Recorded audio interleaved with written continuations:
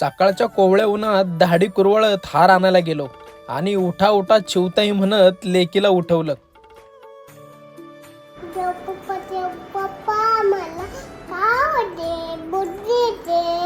आणि देवबाप्पाला असं सांगून ऑफिसला जाताना मम्मीचा पा घेऊन लेकीने मला असं वाकडं दाखवलं. इकडे घरी लेक स्वतःचेच लहानपणीचे व्हिडिओ पाहत होती. हसून दाखव, छान छान छान छान मोठ्याने. आईला काय ऍक्टिंग करते पोरगी. बाबू ऍक्टिंग करशील ना, छान छान करशील ना. हा मग आता रडायची ऍक्टिंग कर ना, रडून दाखव ना खोटं खोटं.